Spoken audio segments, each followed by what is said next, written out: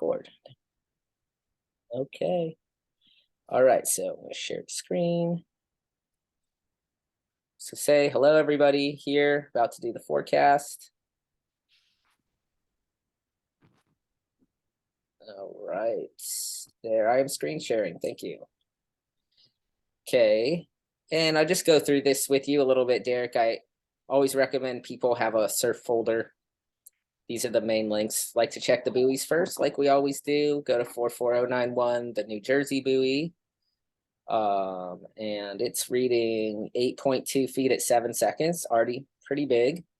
The interval is low right now because it's just this storm. This is just big wave heights with a short interval in between the crests because the storm is hitting right now. 44025 is, well, oh, we didn't check the direct, oh, that one was east. So we have a 7.2 foot wave, max wave height, swell height 1.3 feet with a period of 13.8 seconds from the north. So this long period thing is something different. This is from the offshore winds. And then we're seeing this 6.9 at 6.2 from the east is the reading that's corresponding to the buoy 44091 in South New Jersey. So this is that wind swell that's being whipped up by the storm. And if we go to Wind Finder, which I look at not for local winds, but to see these storm patterns, Emma calls them swirlies. I call them blobs or swirlies. Or I don't call them swirlies, Emma calls them swirlies. And it's a really good word for them. That's what they do. So this is a big swirly. And here's the littler one. And so that longer period from the north would be coming from this big one. It's further out. It's pretty far away, even though it looks so big. It's not going to be creating that much significant swell for New York. Whereas this is the storm. This is the winter storm that all of the friggin' news outlets are freaking out about. It's big. You wouldn't want to fly into it right now, but I live in Rockaway and planes are landing. So this isn't, I mean, I really don't, the news is so hyperbolic. We can watch this storm go over time. So tomorrow at 1 in the morning, it moves off the coast. It's really off the coast. There's this stuff happening over in the, this really isn't that big of a storm as they're making a hoopla about. Moves off pretty quickly. So by 1, still be getting a little bit of rain, but the general movement of the storm is to move out to sea, which is great for damage to houses. And there's literally no huge system over land by 7 p.m. tomorrow. So at 4 p.m., it's pretty much off. You know, so any planes needing to leave JFK would just go that way and down, I would assume. Because they're looking, the pilots are looking at the same radar. So you would basically just take any path that wasn't over the Atlantic right here. That would be dumb. Or into that storm right there. So their options, I guess what could happen is this flight path could probably get busy. It's like the only flight path. And because I'm sure that they come off here and go down a lot of times. But I know for a fact, because the last time I went to Costa Rica, there was a big storm and we managed to fly and just came off. We went this way. Because you just go this way and there's no storms and you go down to Costa Rica. So then this storm, in terms of surf for New York, it's going to be huge tomorrow. Absolutely massive. I'm a little bit bummed I don't get to surf tomorrow afternoon. Like maybe I can squeeze one in right before I go to the airport. I'm not totally ruling it out, but it's going to be big. The buoys, like I do recommend if you have access to this NOAA 44091, you can write that down, Derek, and check it in the morning. The buoy should be significantly bigger. I imagine it'll be somewhere in the 9 feet at 11 seconds range, which is one of my favorite buoy readings. So Saturday, again, the storm is pretty big Saturday morning, but it's now really moving significantly off the coast. There should be swell. I think it's starting to have a westerly pattern. Yeah, right. So it's spinning up here. These guys, Cape Cod and that might get a little hammered by this part of the storm on Saturday.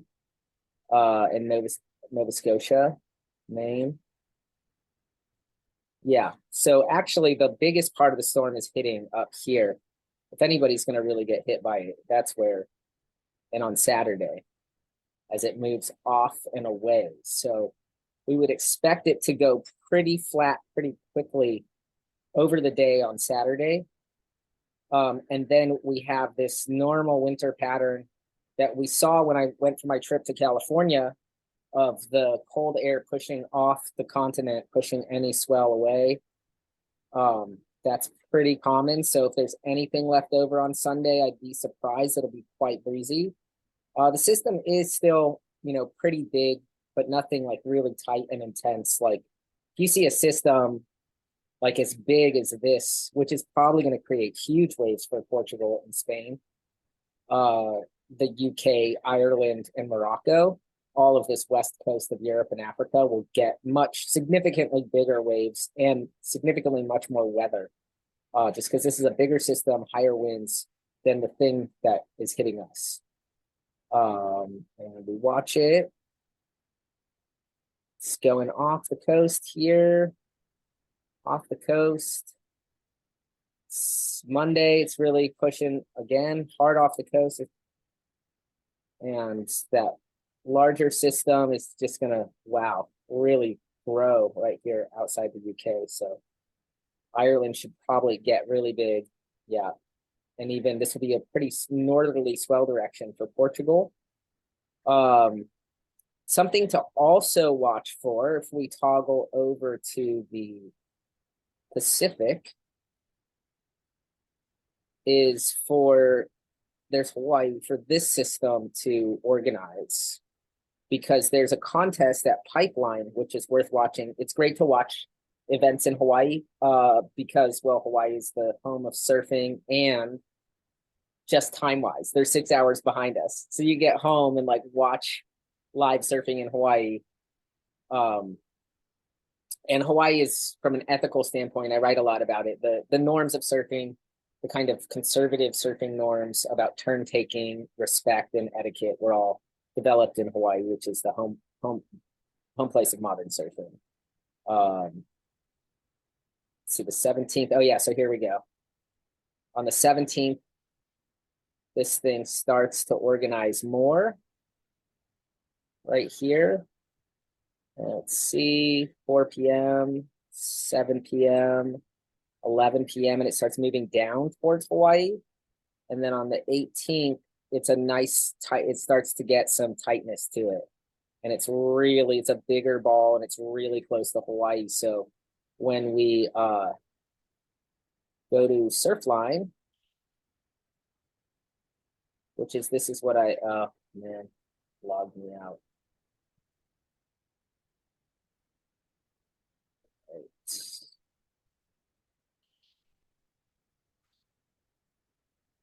Okay, so when we go to Surfline, well, let's just see how we did on the New York forecast. Not that Surfline does a good job, but let's see what they're saying.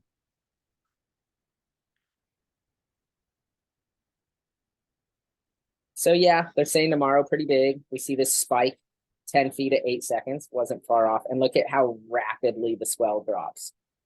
I do assume that with those strong offshore winds, there will be residual larger wave heights, but then, and then this isn't even a swell, right? 4.1 feet at 5 seconds from the west is literally the chops being created by the wind that's coming off the coast. So, I wouldn't even be surprised if it was flat on Saturday.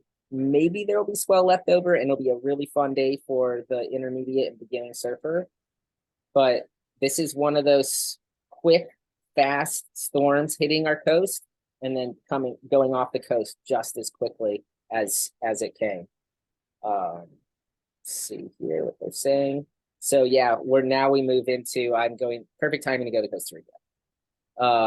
And speaking of which, Dominical, if you want to put this into your Surfline, Emma, I'm not sure if you have it. But just perfect forever. It's like 2 to 3 to 4, like it's going to be that way all, like through December, through January. gets a little bit of the northwest swells, a little bit of the southwest swells, whatever's in the water, something will be breaking. If we go to, it's never flat. And then if we go to the Hawaii forecast, so we just go to backdoor, we'll see the cams there. Because again, it's 6 hours behind us, pretty small. Somebody just did a nice roundhouse cutback. And yeah, so they're saying it's going to get big as soon as tomorrow. So from that system and Saturday and Sunday, so that system we saw forming in the Pacific, going to make Hawaii pretty big, and they'll probably run that Vans pipeline contest. So a little bit of Roger says he's still having headaches, so he's not going to join the call. A little bit of surf background history is the contest, the pipeline contest, used to be a part of the world tour, which is already over. There's already a world champion, Felipe Toledo, and the world tour surf contest at Pipeline they're having in February. So everybody like in the surf world wanted there to be another pipe contest with a kind of different format. So the brand Vans has teamed up with somebody else, and there's a pipeline like invitational that has nothing to do with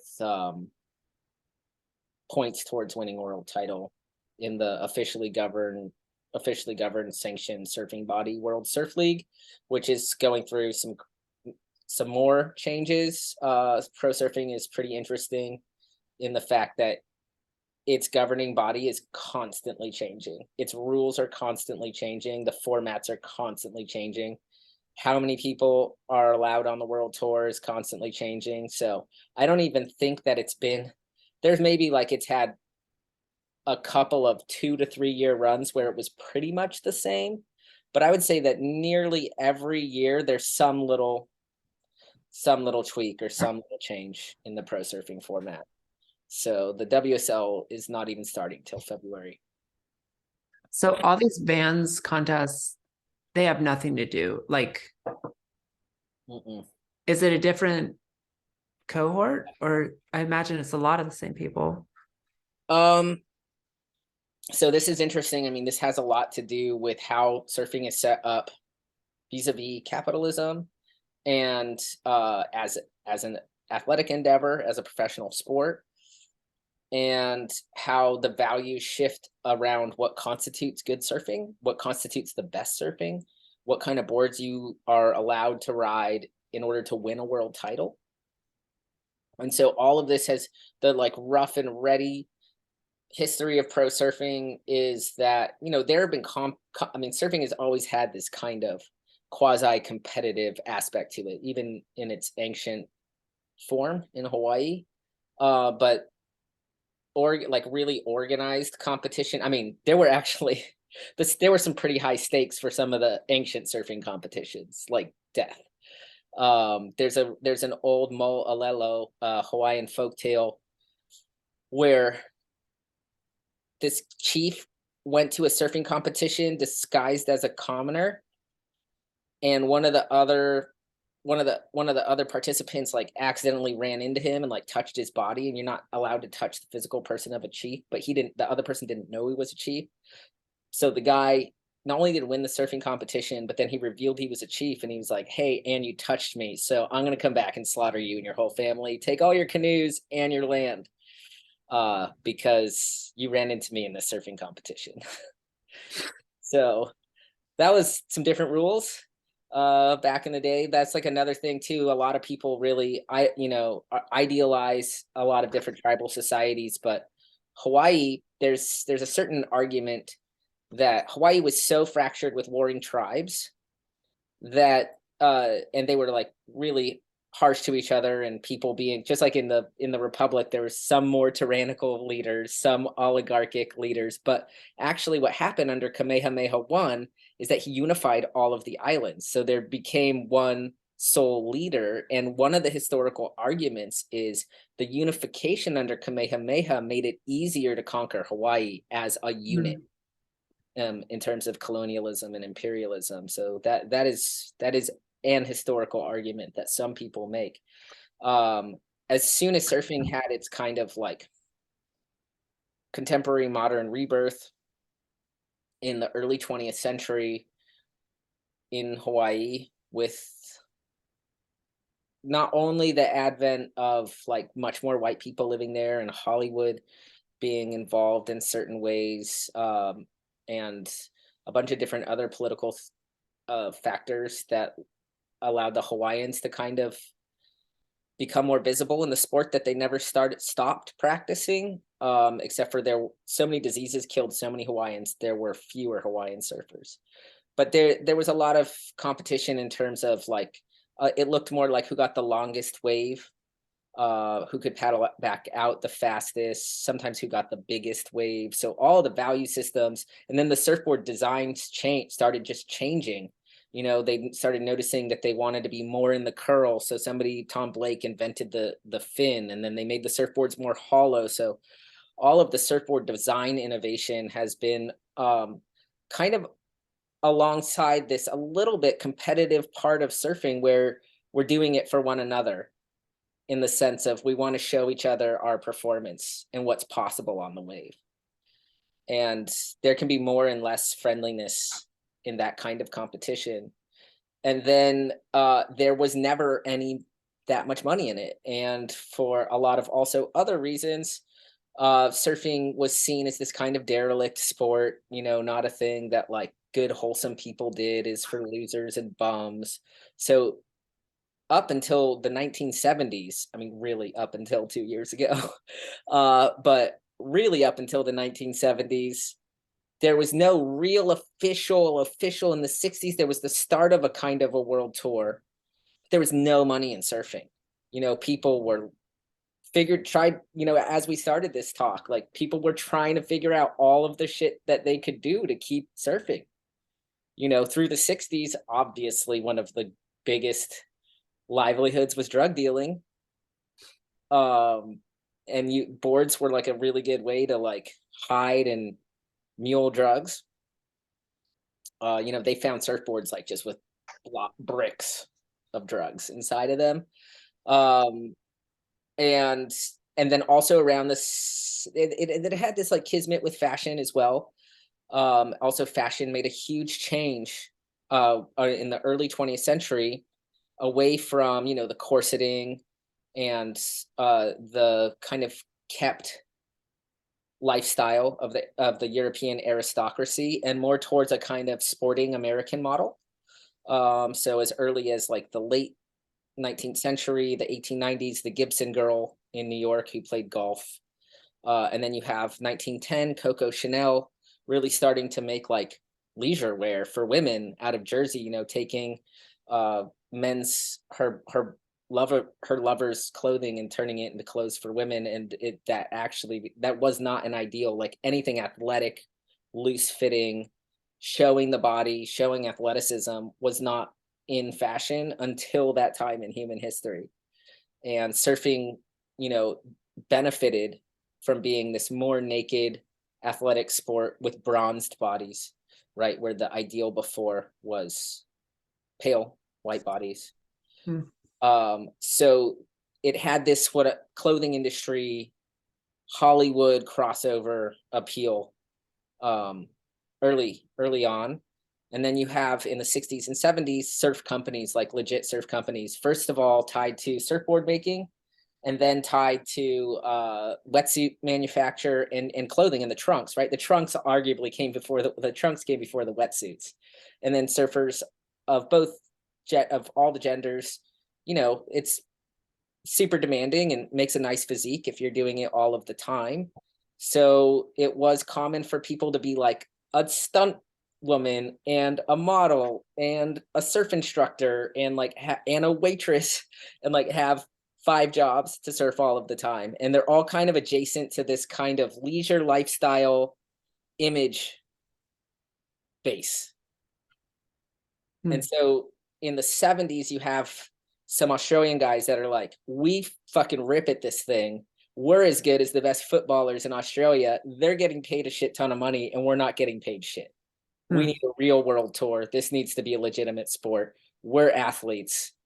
We drink a lot of beer and do a lot of drugs, but we're still athletes. We're doing crazy shit. The world needs to see this. But surfing's always this works well on the back of the forecasting because surfing has a broadcasting problem.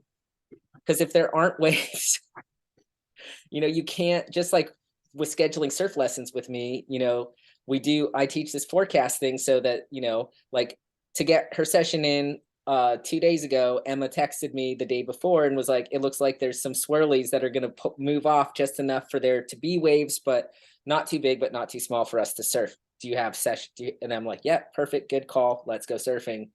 But it's not like she could schedule that day 2 weeks in advance. There's no way for us to know. Mhm. So similarly, broadcasting pro surfing, having these waiting periods, like scheduling contests, it's just this logistical nightmare, and then mobilizing now broadcast teams. So this takes a lot of money. Athletes are sponsored not only for doing well in these contests, which there's like amateur ranks, but there's all of this privilege, entitlement, right place, right time, right look stuff to get the sponsors, or to already be wealthy enough that your parents can send you to do these contests to get the qualifying points. Then there's all of this discourse about like what really is the best surfing, what really is the most beautiful kind of surfing, most radical kind of surfing. And so we're in a period right now where on the one hand, surfing has become more legitimate as a sporting practice. So the broadcasting is better. There's still not like there's money in it, but like I don't know what the hard numbers are. Surfers are clearly marketable, and we're seeing surfing in all kinds of different little ads, Expedia, like almost everything. It's almost like the diversity tokenism, and then surfing is thrown, like they do like a pastiche of like woman in hijab on a surfboard. Um, and she's not a pro surfer, right? So they're using the image of surfing without paying pro surfers necessarily for these advertisements. So it's becoming more normative and socially legitimate as like a marketing tool. But that doesn't mean that pro surfers are necessarily getting paid more. And there's still not a ton of prize money in surfing. Like the lowest ranked women's tennis player makes as much, if not much more, than the highest ranked pro male surfer. Not that men and women shouldn't be paid the same, but I'm just saying historically men's sportsmen have been paid more than women's sportsmen, and the lowest paid women's sportsman in golf and tennis gets paid way more than the highest ranked male in surfing. Maybe, but like maybe Kelly Slater is maybe, but he's like maybe one of the best athletes of all time. But guaranteed, like Steffi Graf blows Slater out of the water in terms of total prize money. And he got Slater's a good example of like wins competitions, wins world titles, rides a shortboard. That's the value system and the bar there. And that has a whole trickle down effect on what surfboards people think are cool and what people, and now we have more alternatives like, so the Vans actually comes from the military industrial complex. Vans started off as a company researching and creating petroleum-based clothing products for the Navy. Oh, wow. Rubber boots, rubber deck shoes for them to wear on the boats for the Navy. And out of Southern California. And so the Van Doren company, and then they had a big crossover. So that's how that company got its. Each company has like its little surfing history. Rip Curl was founded in Bells Beach, Australia. Quicksilver was founded kind of by these Australian and Hawaiian surfers in Indonesia when they were on a surf trip there. Jeff Hackman and I forget the other guy. Billabong has its own story. Jack O'Neill with the eye patch and Santa Cruz and wetsuits. So these brands, Volcom came a lot later. So these brands come along and they're trying to either revolutionize surf product, and Lord only knows they're all owned by like 2 or 3 now global fashion conglomerates. And they have a lot of internal politics about who gets sponsored, who gets on salary, what does the salary look like? Now of course there's more diversity politics, so they have the right, does the team, like it's all changing really rapidly right now. And there's this whole thing with alternative boards. Longboards are coming back. So we've seen like just anecdotally before we get into the Republic, I'm glad I started this one early. When I was a little kid, there used to be a thing in California called the Bud Tour. So there used to be a lot more alcohol sponsorship when I was younger. Hmm. And that was a pro tour that you could qualify for the world tour through shortboard, but it had shortboarding, men, women, boogie boarding, men and women, longboarding, men and women. So it took a hell of a lot of time to finish a freaking contest because you had so many divisions. And through the 90s, you actually saw a complete cutting away of anything but male pro shortboarding. And that became the standard in the 90s. So if you didn't surf at the level of Kelly Slater, so you basically had to be a 25-year-old top athlete guy to make any money in surfing through the 90s to until now, basically. Until right now, like a year, I don't even know what's happening. So the World Tour, the WSL, which usually used to be called the ASP, the Association of Surfing Professionals, now called the World Surf League, which is owned by a billionaire backer of Kelly Slater, Dirk Ziff. Unlike any other sporting world thing, they're coming up with new rules about sponsorship this year where the surfers aren't allowed to put on, like if they're sponsored by Red Bull, they're not allowed to wear their Red Bull hat at their post-heat interview. So like everything's becoming more endemic to the World Surf League, but I don't know how it's all working. And these little one-off things like what Vance is trying to do and Stab is trying to do is now you have all these people experimenting with alternative formats for like saying who's the best surfer or who won that contest. So figuring out different ways where surfers can compete differently or compete in a way that looks more like the way we compete when we're free surfing, which is there is this subtle competition of like who got the deepest tube, who's just on, like who's in rhythm during that session. And I do think this new model is more inclusive. I think it's a better model. I thought, like, why don't you take 8 great, why don't every event is invitation only, no qualification, 3 video parts, could be a bunch of random surfers. Like, it's because all the categories are super ageist, sexist. The race stuff is more to do just with access and history. So I wouldn't say that they're necessarily like as overtly racist as ageist and sexist in terms of the way that they do categorization. So like, why don't you have like a 15-year-old girl and a 70-year-old guy and like, a longboard and a mid-length board and a radical shortboard? Like, there's nothing that says like right away with surfing that the radical shortboard guy is going to be the one to win. If you have 3 great days of waves and you have like maybe larger heat structures where everybody surfs for like an hour, videos it, and then the surfers all go back to the lodge, kind of like we do on our surf retreats, and all watch the videos, and it's like 70-year-old dude wins this one, and then if they more it would be more democratic that way. And also it just can be the case that a 70-year-old guy on a mid-length can beat everybody if he's just having that day. And if you have enough swell over a 3-day period, then you would want to make difference. It's hard because the waves are going to be different sizes and they're going to suit different kind of approaches. So with the way the pro shortboarding is now is they make like a kind of level. What makes pro shortboarding fair is that everybody's riding relatively a similar kind of design. What's never fair is that they're dealing with the ocean and there can be a good set during one person's heat and not a good set during another person's heat. And there's just no way, but they try to the best of their ability to create the qualifying in such a way that it ends up just like any other athletic based tournament thing, like the World Cup right now. Like it seems that Argentina and France should be playing each other. When you like pull back and look at the whole World Cup, like tournament structure in sports is supposed to be set up so the 2 people who are really at the top of their game meet in the final. And that's not only good for viewing, but that's good for the sport to push itself. you know, and to perform surfing in a limited time span, like 35 minutes to be on, to get in a rhythm like that and to pull maneuvers like that is very high level and um it admirable. So that's my pro surfing spiel. Go thought about it a little. Just one question about, like, if I watch Pipeline as a student of surfing, like what should I look for? Wave At judgment.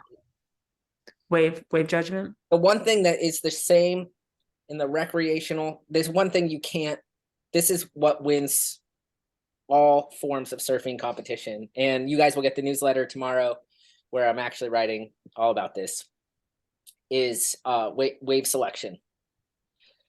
Wave selection, wave selection, wave selection, positioning. Like a surfer of kind of, let's say, I'll just use myself as an example because I have a lot of confidence in my ability to select good waves. And I've had to develop that because I'm a great surfer, but I'm not as naturally great as other naturally great surfers. So I've had to use my intellectual skill of pattern recognition to get an edge on people. And actually a lot of what my coaching is teaching. Most of my students are similar to me in that, you know, you're smart enough to hire a teacher, right? We're talking about you're smart enough to be in a book club about Plato's Republic, which is all about education and seeing more clearly. And the more clearly that you see, oh, that set's going to break over there. Oh, you know what? The first one's not good. I've been watching all day. It's the third, and everybody's going to go for the first one. And this is the same in a free surf. Having the wherewithal also to like look at one and know like, nah, I'm not going to get, that's not the one. So it's not like all walls of water are equal. And if you're all a relatively good level of surfing, the surfer getting the best waves is going to win in the recreational context, in a kind of in any surfing, in any kind of surfing context, formally organized or informally organized. The surfer with the best wave judgment gets the best waves, therefore gets the most opportunities to, you know, let's say, be the dominant surfer in a given space of time, or to be consistently dominant over time. And dominant not in the sense of like beating people to a pulp, but just in showing, you know, what's possible in surfing. And so you know, like watch them, like the jockeying for position is the one reason to watch live surf contests. And there's no format. You could watch the Surfline. They could not have a contest at Pipeline on Saturday. And you could watch just the camera on Surfline and watch the people moving around for position. And, you know, there are so many people that surf there nowadays. There always have been a lot of surf people that surf there, actually. It's a super famous wave, and there's a camera, 4 cameras on the break.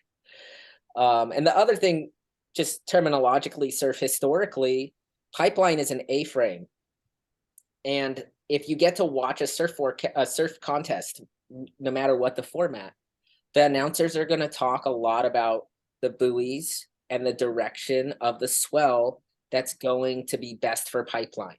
So Pipeline is technically the wave that goes left of the A-frame. So you can get a certain kind of swell direction where there's only Pipeline. Then you can get a backdoor is the right-hand wave. And if you go to the North Shore, it's crazy because like you see all these famous waves in magazines and surf contests like Ehukai Beach Park and Rocky Point and Pupakea and Rock Piles and Sunset. They're Waimea Bay. They're like kind of all right next to each other. They are different, but like that specific like Pipeline wave, well, there are houses right in front of it, like the famous Jerry Lopez house that's now owned by Volcom.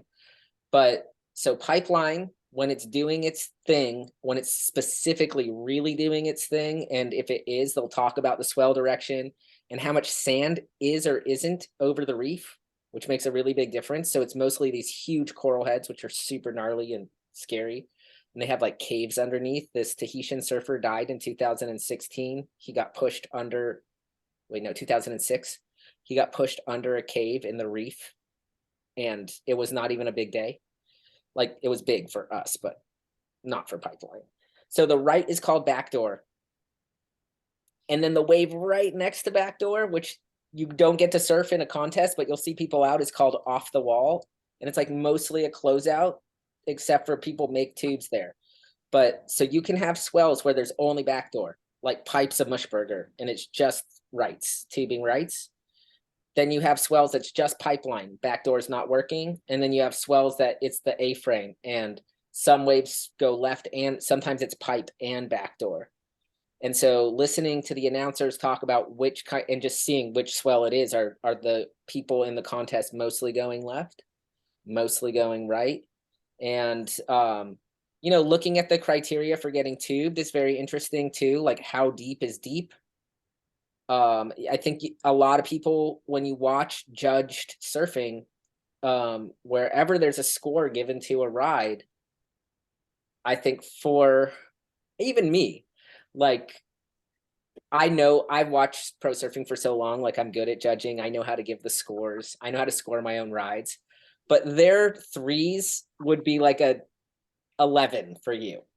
You're like, you would be like, he got a 3 for that? You're like, if I did that, I would be like celebrating for a century.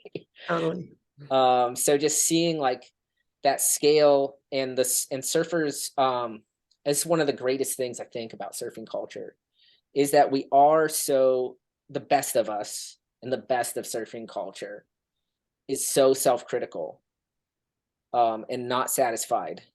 Like, the best surfers, the ones who I think demand respect, even if they have troublesome political views, are the ones that, like, it's just they're not always like celebrating their own surfing. They're like, oh, could have done that better. Like, they're not satisfied with their surfing. They're always analyzing it, always trying to figure out different approaches, different boards, different fin setups, and just keep wanting to learn and grow with surfing. Positioning stuff, like, oh, could have been like, should have paddled over here. They can see all the mistakes in their practice. And so, yeah, I really like admire surfers like that, and those ones tend to be world champions. Is a correlation. Like, the most self-critical surfers, and the ones that don't have kids, win world titles. People with kids don't win world titles. They have kids and they win world titles maybe, and then they have kids. Or they, like, just totally, like in the case of Tom Curran, he won 3 world titles, but like, I think now he's a good dad, but I think he was kind of a bad dad. He like was not there. And also, technically, Kelly Slater like accidentally got a girlfriend pregnant when he was 20, but he wasn't doing that, because there's a lot of this puritanism in the marketing of surfing, which is finally also, it's a good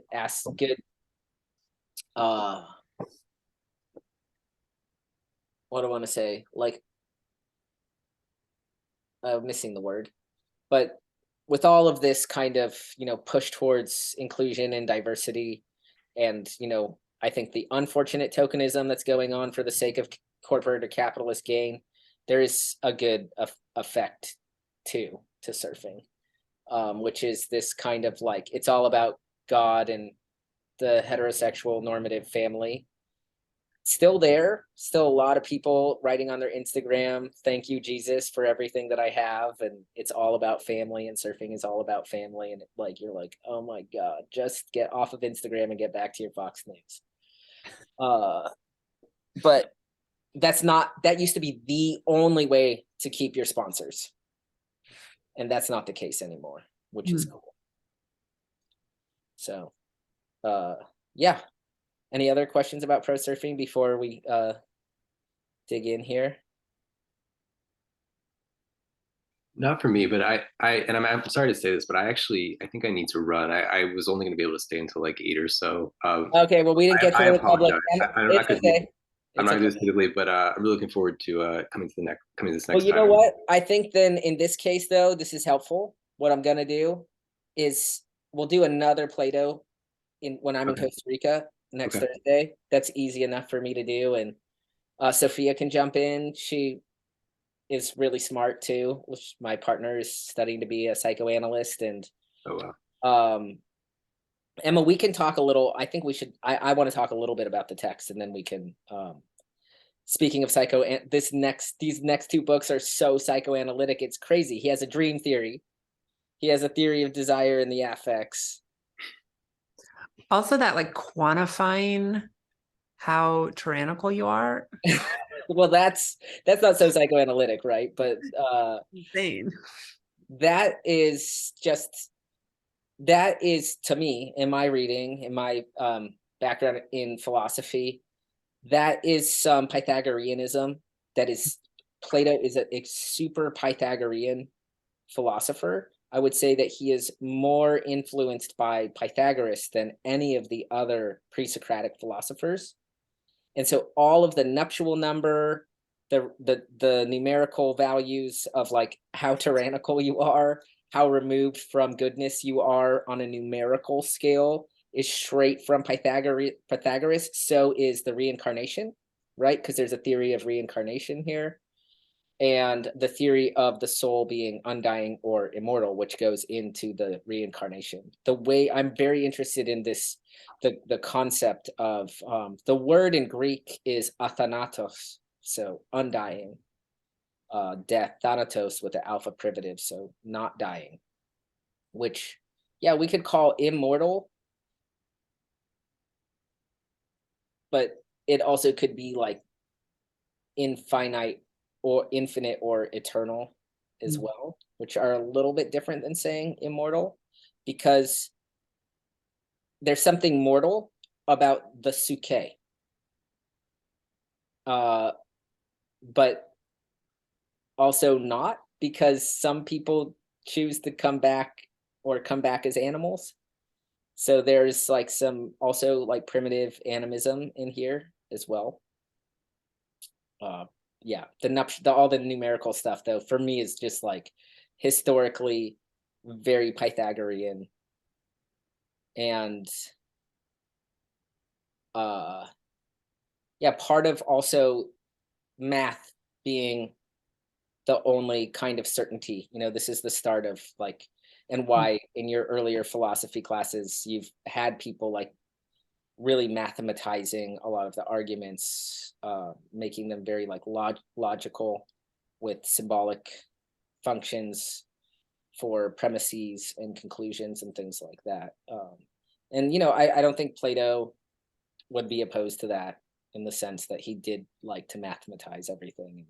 He was trying to make things as mathematically certain as possible, because it is clear that he believes that that's why, as a part of loving wisdom, one should be good at math, especially because math with numbers, as opposed to geometry, as we read earlier, is in the realm of ideas or abstract reasoning. And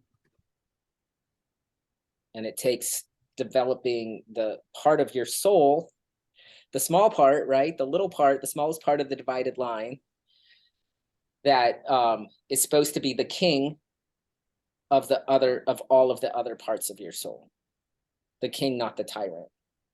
And so there's like a really important, he still wants an autocrat, just a benevolent one, and not one. So like, yeah, he wants a benevolent autocrat. And I think that like psychoanalytically speaking, if we want to say that, like, I don't know, my reading of this book, for the course of this book club, I am finding ways to be less mad at Plato and Socrates. I'm finding like more generous interpretations than I did when I was younger. Derek, it was good to see you again. Good to to see you, chat. Derek. We'll let you Me too. wrap. I really enjoyed this, and safe travels to Costa Rica. See you soon. Bye.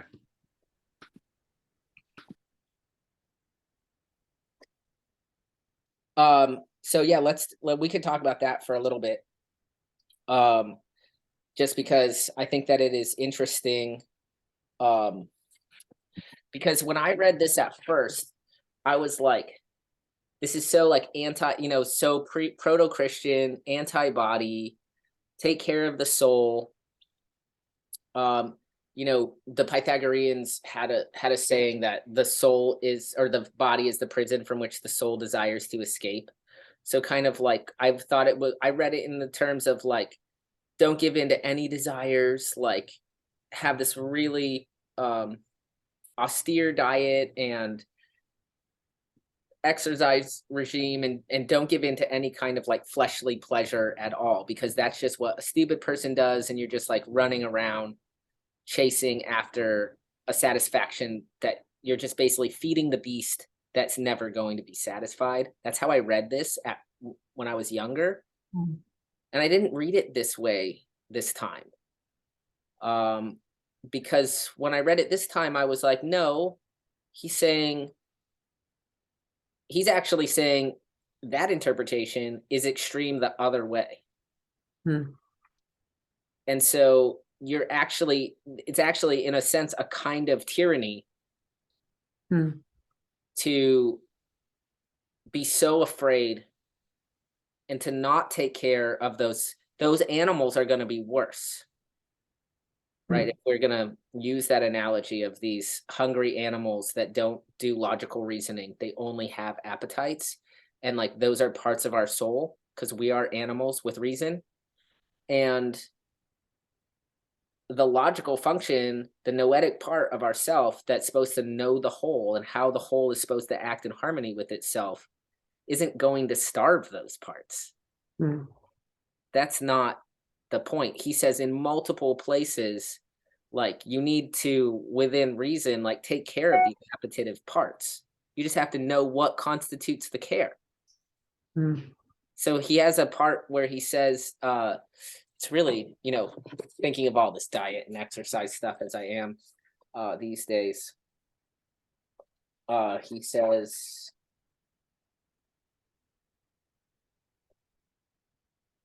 page 23.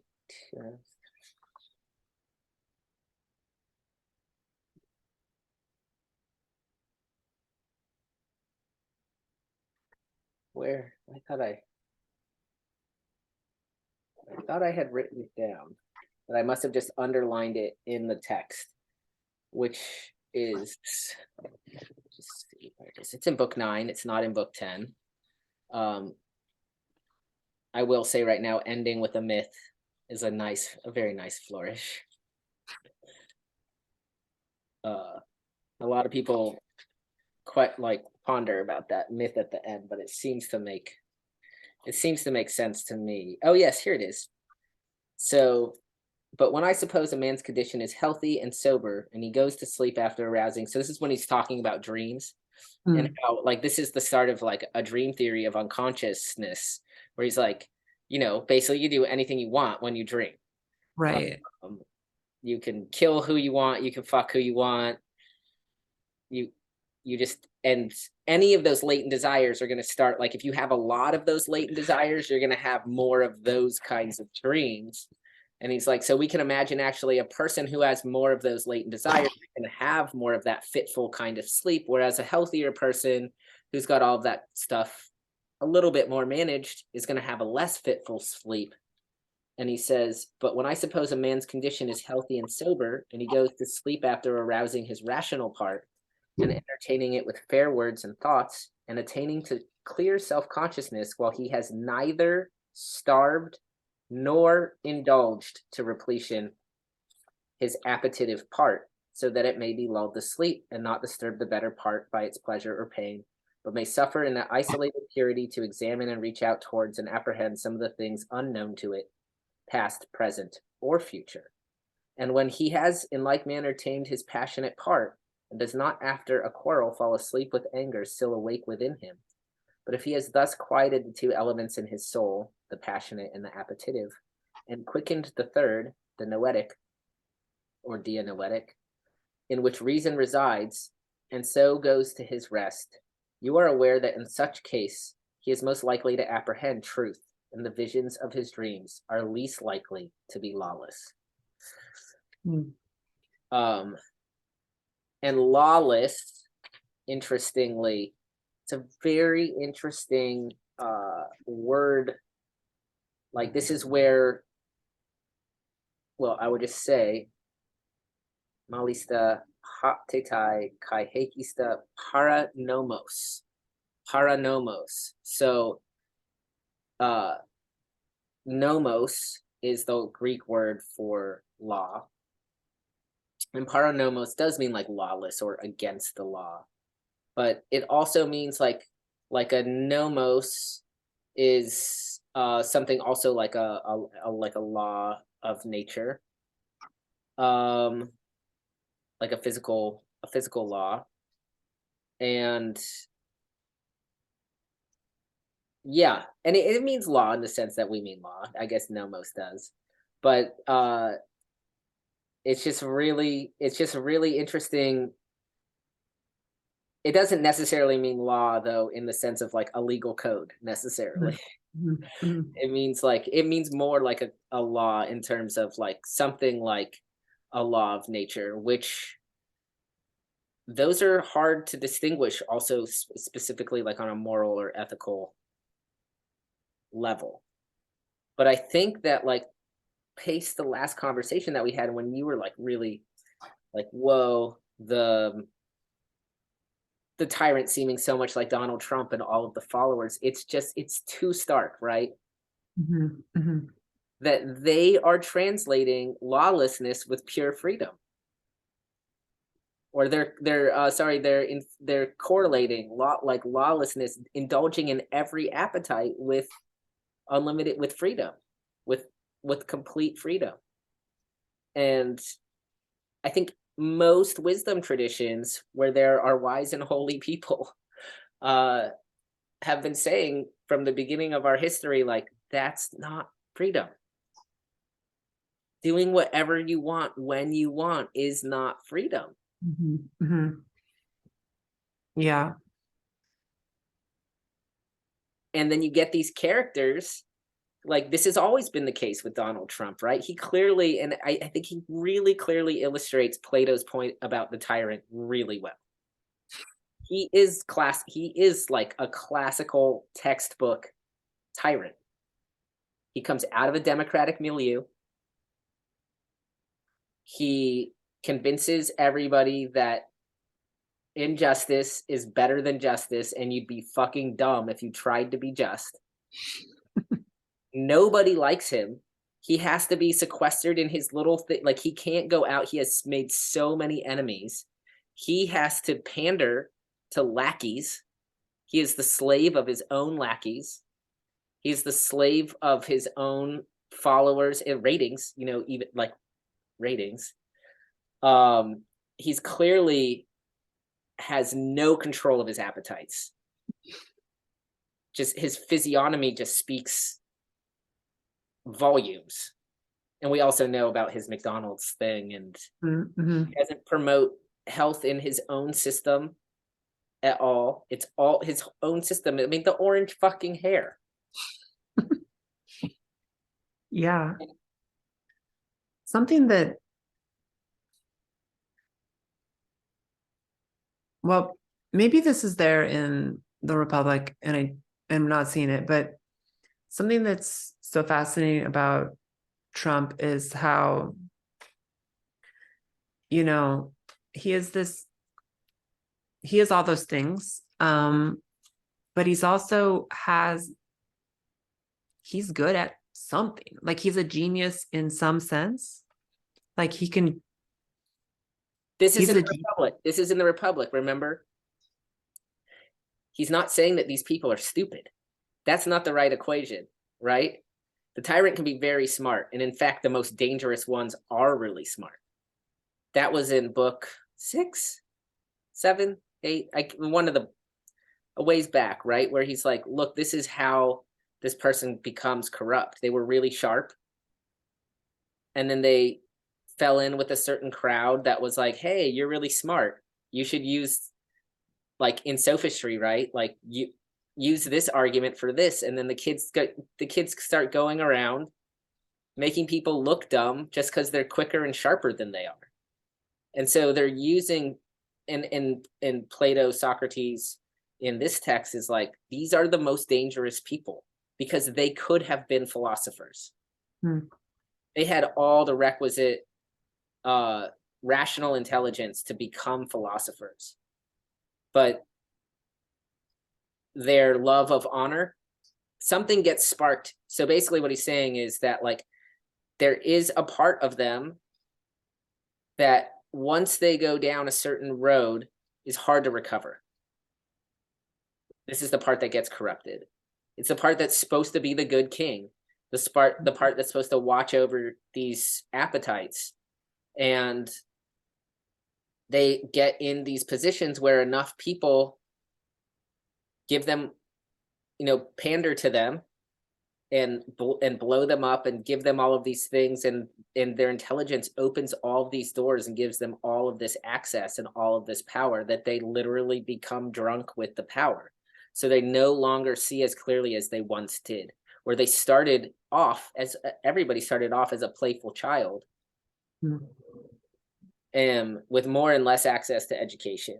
And in some cases, like the tyrants of our world had like access to very good education. They learned how to logically. It's not that they're completely illogical. Trump is not wrong that our tax code has loopholes. And for the average person, if you do not exploit the loopholes, like the system is that's not very wise. You should exploit tax loopholes if you can. But as the leader of state, your job really actually should not be to tell the people that, but to fix the tax system. You know what I mean? Like if he was, that's like he's undermining the very thing that and he wants to come. I mean, he's like, he wants to come and give these grand gestures to people. Like, don't worry about it. I'm just going to get you out of this thing.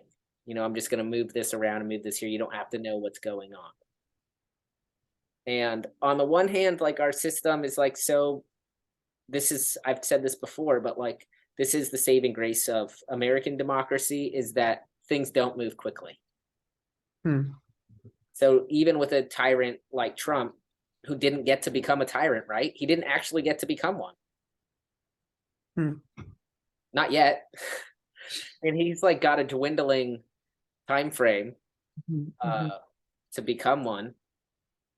And I think that we also see pretty commonly anybody that makes a move that refutes their power, or like that tries to be the other person in power, is going to get the same claims leveled at them that the tyrant is going to call everybody else a tyrant, basically.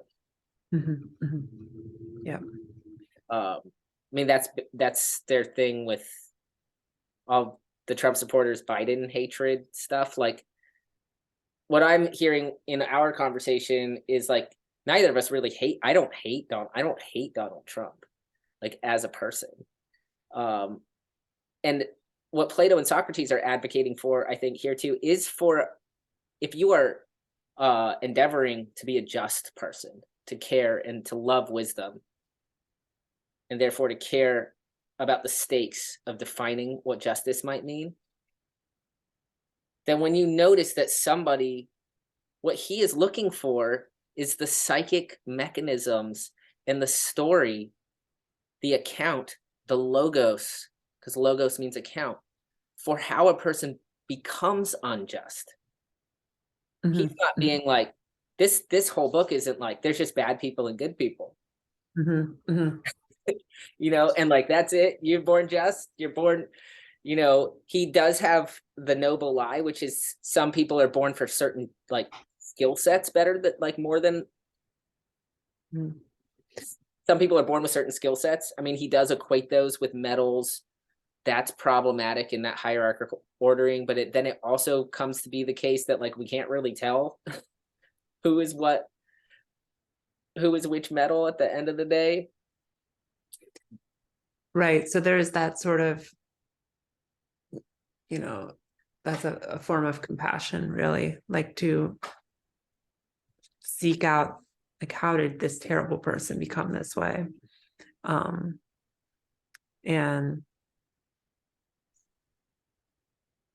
to arrive at a theory where it's like, yeah, this could happen to any of us.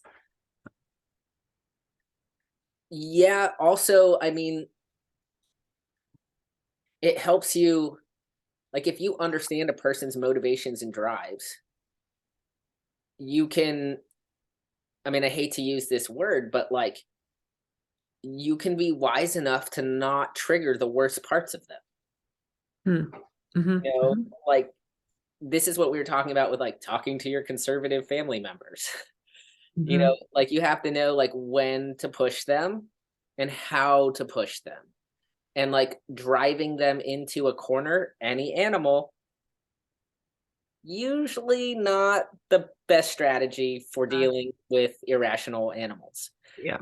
And if you know you're dealing with an irrational, if like you can see, again, this is the project of seeing clearly. It's not necessarily, this is where I think I'm becoming more generous to the whole entire Platonic project, because I now see it very similar in line with Spinoza and just the project of philosophy, and my project as a philosopher surfer who's helping you guys, trying to help you guys see more clearly these patterns of these waves, and also the patterns of human behavior and how to mitigate any kind of negative surf activities, negative experiences that you can have in the surf with other people.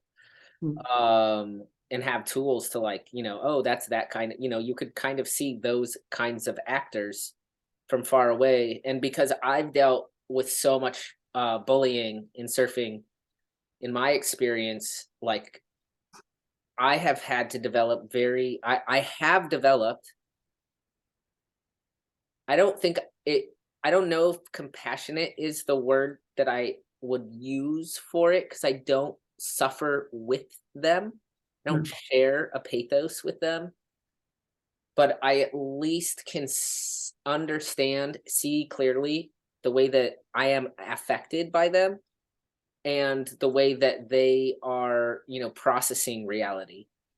And it helps me, it's therapeutic for me, because then I'm actually not, I do have moments of anger and I allow myself to be angry at them. And that's why I go to therapy. But like, I often think when a person is super frustrating for me, my new go-to thought is like, it must be more frustrating to be that frustrating person. Like, if they're frustrating me, like, they're frustrated. Right. Like, what's it like to be in there? Like, yeah. And then also, like, from the people that bully me, like, I get more weight. Like, there's clearly some kind of envy, jealousy thing going. All of my bullies all of the people who have bullied me don't surf as well as I do. So there's something about what, like, when they perceive me, that I basically enrage all kinds of feelings of helplessness and incompetence and insecurity in them. And it is unconscious. So like, I could say that to them. If I said that to them, they would want to punch me even more.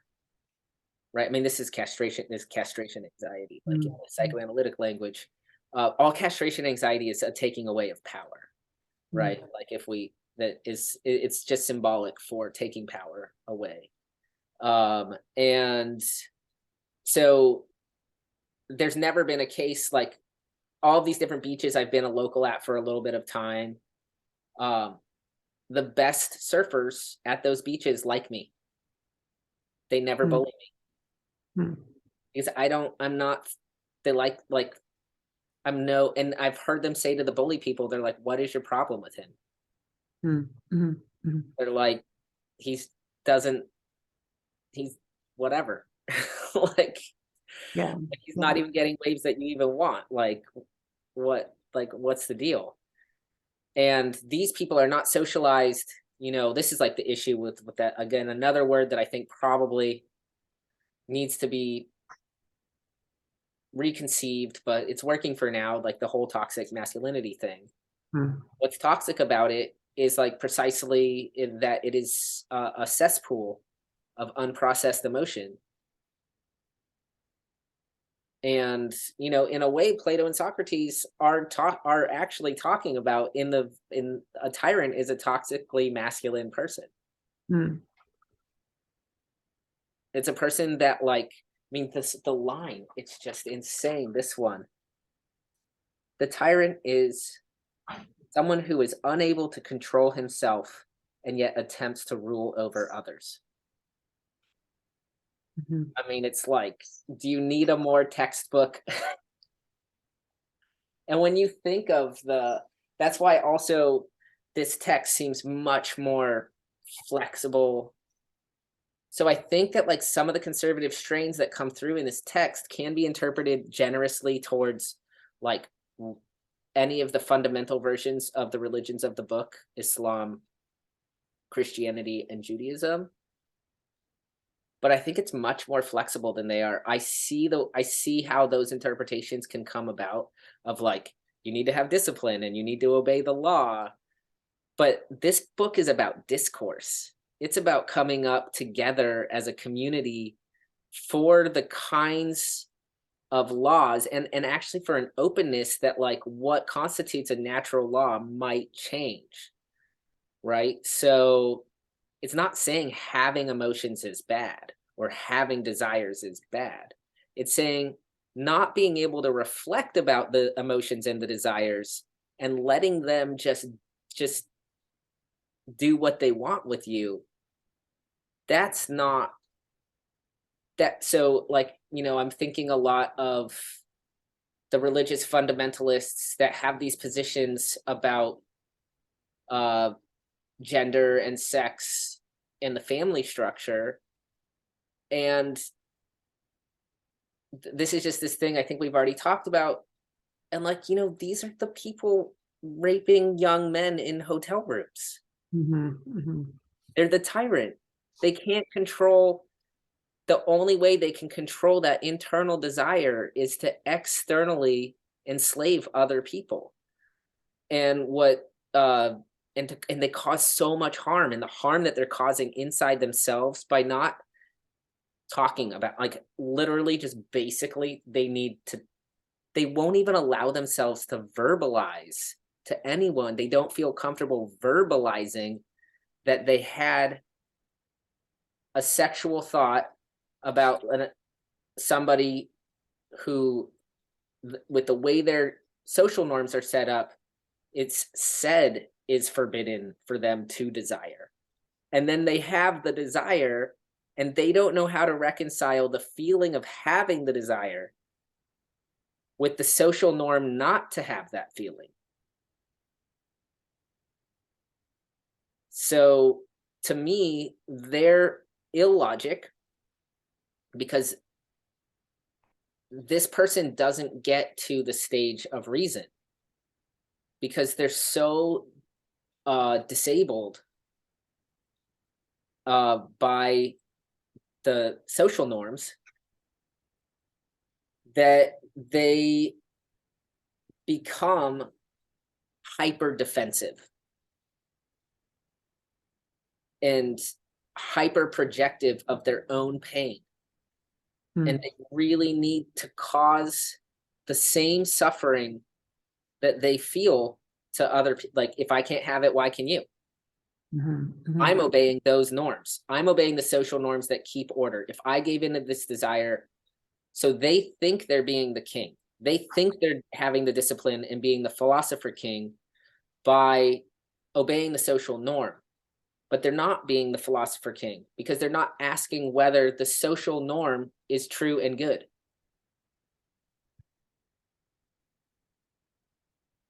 And whether it is established on like a firm kind of truth. And science changes and shifts. So the only kind of social norm that is good and true and just is going to be a moving target. It's going to be changing with the with like the empirical method. I feel like just on a dramatic level in this text, the character of Socrates models this. Like something that I found very striking was he goes on for quite a long time, just like railing against, mimetic poetry and Homer in Yeah. particular. And I was just like, this is insane. This is so harsh. It's so absolute. Like, this is an untenable position. And then sure enough, like Socrates is like, well, you know what? Like, actually, there's more space here than I've been kind of leading you to believe. And just, Ends with a myth. yeah, yeah. He Like, ends with a myth. yeah. So, I mean, so the word, the word for imitation in Greek, mimesis. It's where we get okay. it's where we get meme. It's where we get mimetics. So this like, I mean, this text just totally blowing me away. So when I wrote book 10, my note for book 10 is Plato's meme theory. And when you think about this in Hollywood and the power of storytelling for culture, and you weren't in book club when we did Dan Dennett's From Bacteria to Bach and Back, The Evolution of Minds, but you have to read it. It's so good. It's like almost like we need to read more Dan Dennett because it works so well. And I don't even know if Dan Dennett knows how well it works with Plato. He doesn't know how well it works with Plato because he's so like far into the realm of analytic philosophy. He doesn't even know how well his text works with Spinoza. And he's basically a Spinozist, and he doesn't know that either. But it doesn't matter whether it's Dan Dennett or Spinoza or Plato. It's that there are, and this is against value relativism in the sense that there are better memes. There are better stories to tell. And when we, and in Dan Dennett's telling, and in Plato's, the memes make the culture. So the memes are making us. And in his evolutionary biological tell, the memes just want to be repeated. So they will keep trying to infect minds and they create minds, and they create habits of thought, and they create consciousness, and they create identity through the way they implant themselves and proliferate and are shared between networks and minds. And Plato is kind of onto this concept. He's like, we know, okay, we don't, and that's why he's doing the very thing that Socrates is proposing, or he's having Socrates propose this marriage between poetry and philosophy. He's like, they need to be married. We can't have poetry without philosophy. The other thing that he says is, okay, here's the problem. The philosophy meme doesn't proliferate very well. It's too,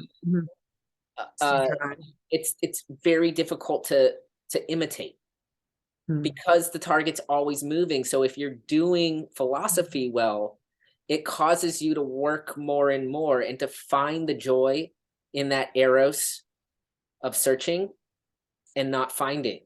And people don't want that. They want they want the Tom Cruise love romance.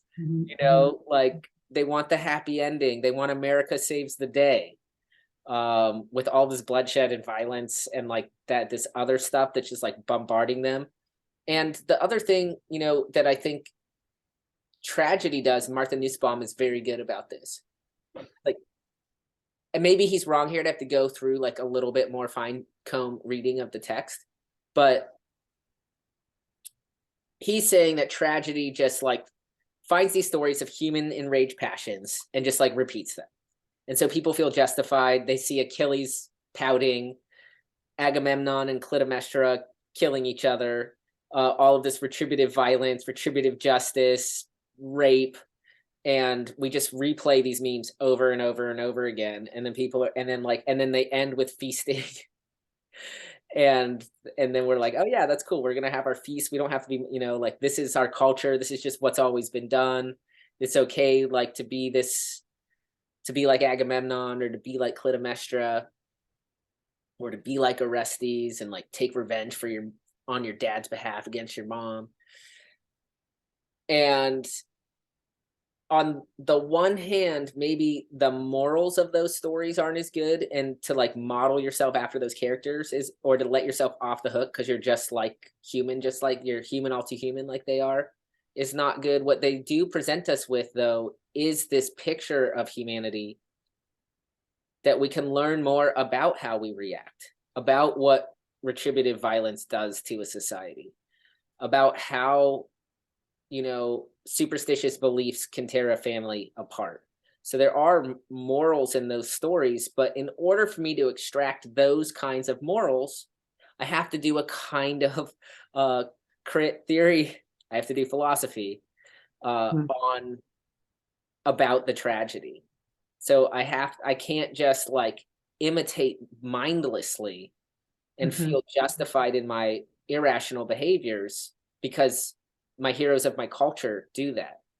I have to instead see like, well, you know, Achilles was being a shitbag, and you know, Agamemnon, like as Martha Nussbaum shows in her book, The Fragility of Goodness, like Agamemnon, when he's faced with the decision to sacrifice Iphigenia at Aulis, his oldest daughter, what the hell she was doing going to war with him in the first place, not exactly sure, maybe just in case they needed a human sacrifice, or not go to war after he'd promised all of his soldiers and be murdered by his troops. Basically, it was either he had the trolley problem of like, be murdered by my own troops or sacrifice my oldest daughter. So he talks to Briseis, the priest. The priest is like, gotta sacrifice your daughter, dude. And Martha Nussbaum says, but Agamemnon never questions the system. He never questions Briseis's wisdom. He never questions like, what kind of religion is it that I believe that tells me to sacrifice my oldest daughter? Because this seems like he doesn't think like diplomacy. Maybe I can talk to, hey guys, you have an older daughter? You love your kids? Let's not kill my oldest daughter. Let's just wait for the wind. The wind will eventually come. I don't think I have to kill her.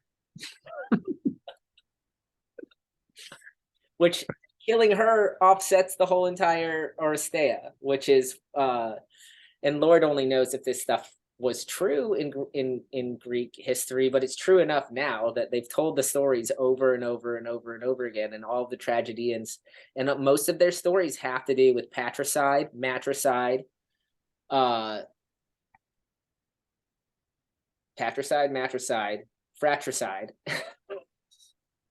and incest and cannibalism. So our biggest taboos, and you know, and then just murder, the side part, and all of this stuff that also we've talked about of just the warfare has to happen. The warfare has to happen, and yeah. So there can be. So Plato is basically saying like, now it's our job as philosopher poet people to like make better memes, but we're always going to have an uphill battle if you're making a philosophical meme. If you're going to ask people to reflect on their emotions and to be kings of their temple, which is their body, kings and queens, you know, obviously there's like some not very nice stuff said about women and children. Like there is that old, I don't know which critical theorist, I don't know, maybe sounds like, I don't know if it's Lacan, like there is the phallocracy. You know, there is like you can't really have power if you don't have a penis in this society. And for a long time, at least post matriarchal culture, whenever that happened in human history, but like that's a fair criticism of, you know, these people's value system and their idea of who, but you know, on the same token, Socrates and Plato are a little more forward thinking, as we've seen already. They're like, well, you don't have to have one really to have power and be smart. You know, this book is very early for saying like, yeah, that's not enough. To have the ultimate power and for everybody to take you seriously, yes.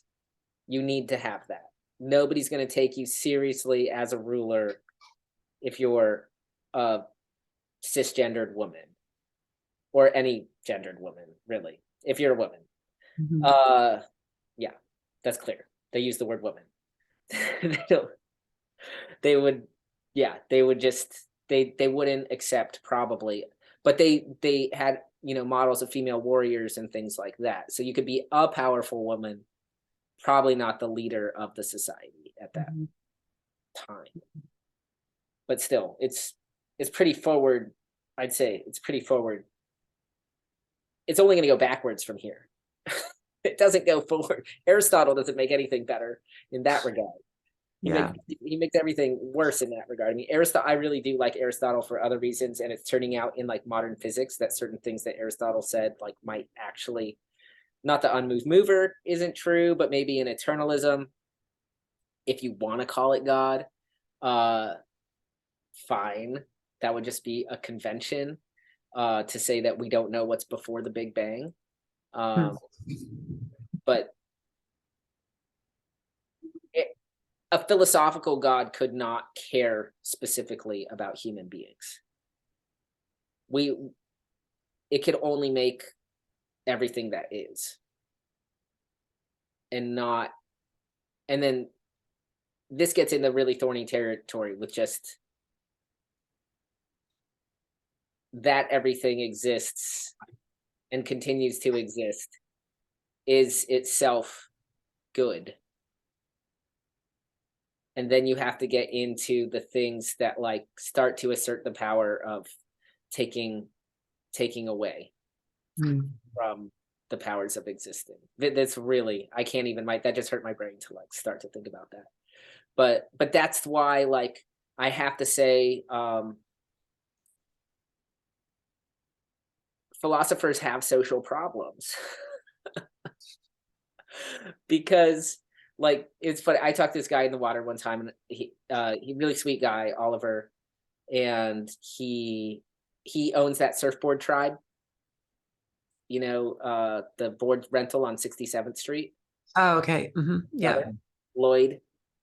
Wait, no, Oliver's name is also Lloyd, and then his brother's name is, oh my god, I forget. Anyway, there's two brothers. They're from the Dominican Republic. So the brother Oliver was asking me like what I do, and I was like, oh yeah, I have a PhD in philosophy, and he was like, oh, you're that guy that nobody likes to talk to at the party because you always want to talk about like being.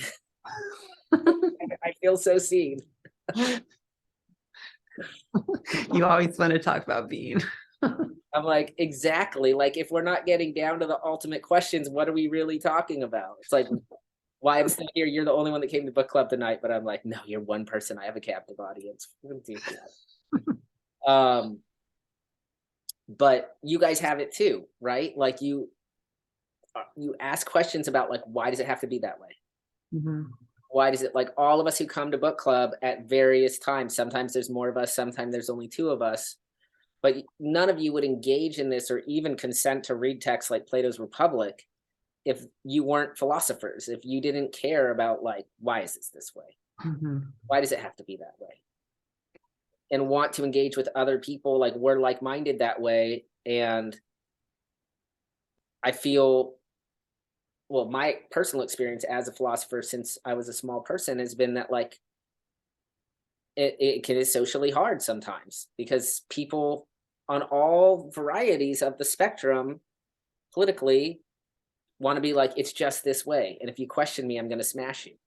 Or like, Mhm. I don't like that guy, I don't like that girl, I don't want to talk to them, like, and they can't really articulate why you're making them feel uncomfortable, because I have to say I have the great honor of making people very uncomfortable on the left and the right.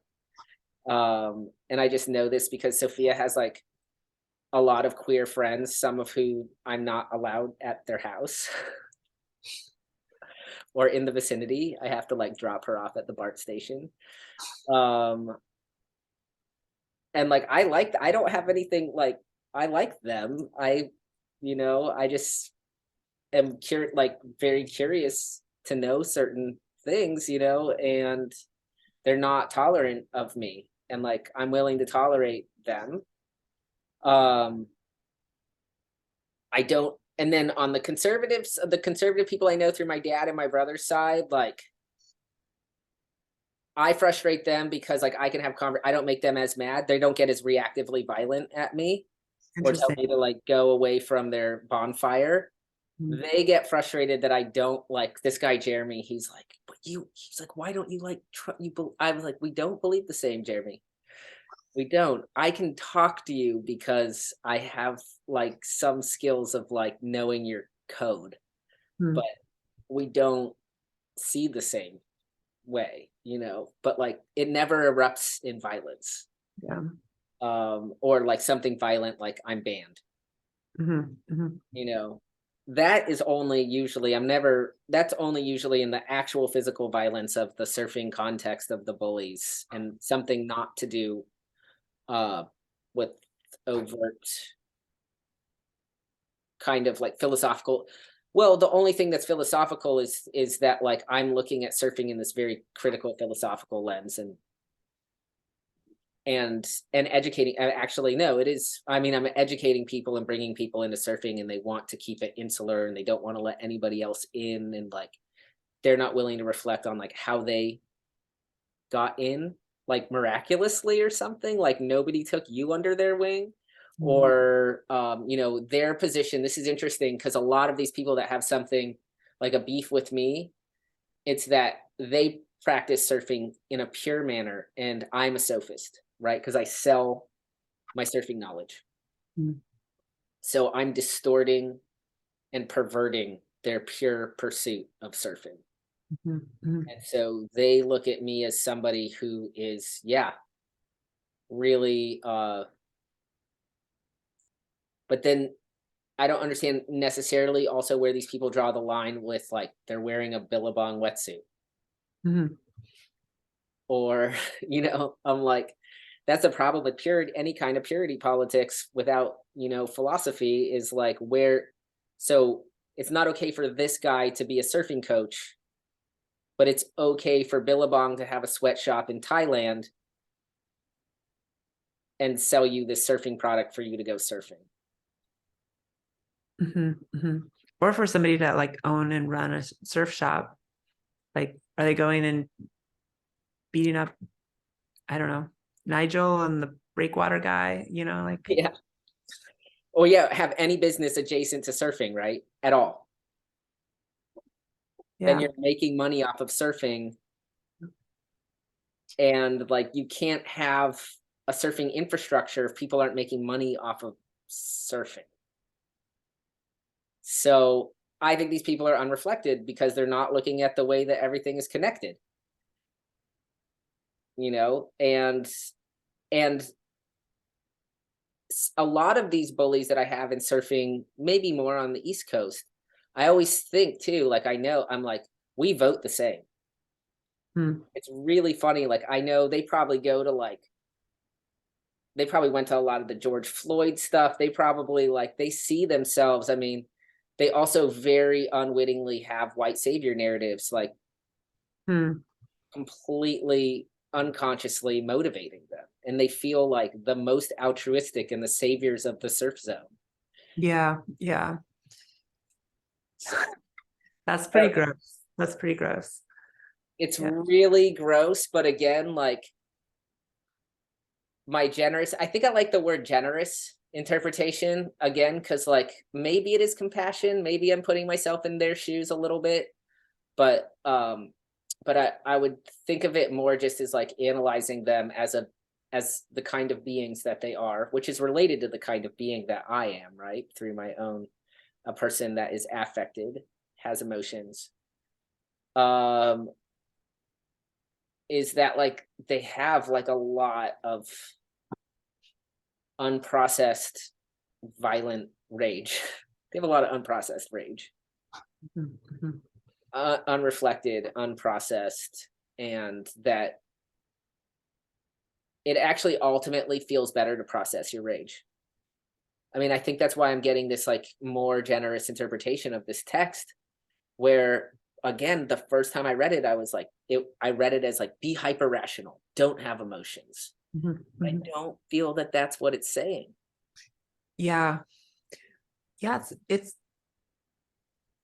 It feels like it's in a way, like a handbook for, I want to say the word moderation, but I feel like the word moderation has this connotation of like middling, like just like collapsing everything to the middle. But that's not actually what he's doing either. It's like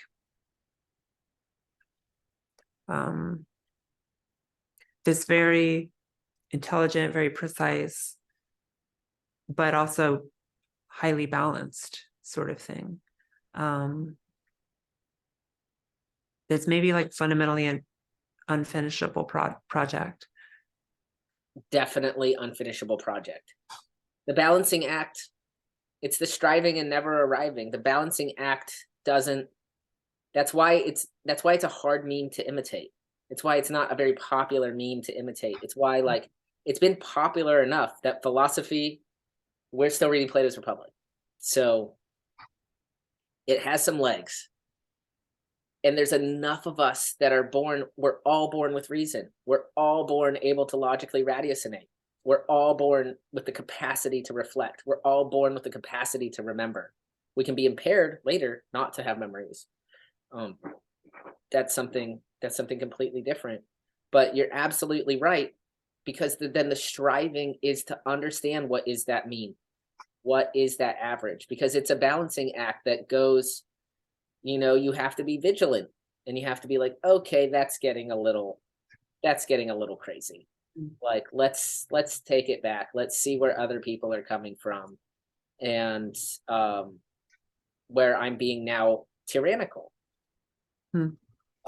Because I'm feeling out of control, and I need to control this part, but that we need some discipline and control. It doesn't negate, it's not all or nothing. Yeah. So it's not that like, we'll use, since he does use diet and exercise, we might as well continue it, because it's one of the main examples that's used throughout the text. You should not forsake your body so much, either in the hyper athletic or in the sedentary, that it doesn't function anymore. So neither, like, promote homeostasis all the way. So too much of a focus, if you're just training, if you're training all of the time, and then you are neglecting other things in your life, or you're too tired to think and reason, and just aren't aware of things that you're neglecting because you're focusing so much on these bodily activities and on diet and stuff. And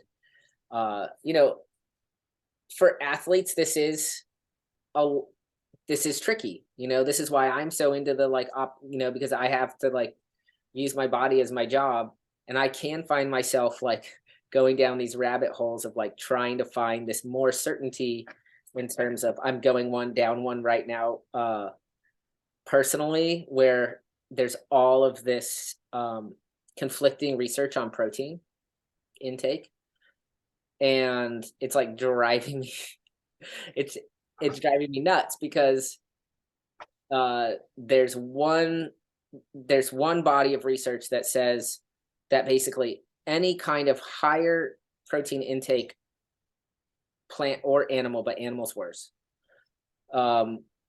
before you're 65, is more promoting of cancer. Then there is other research that's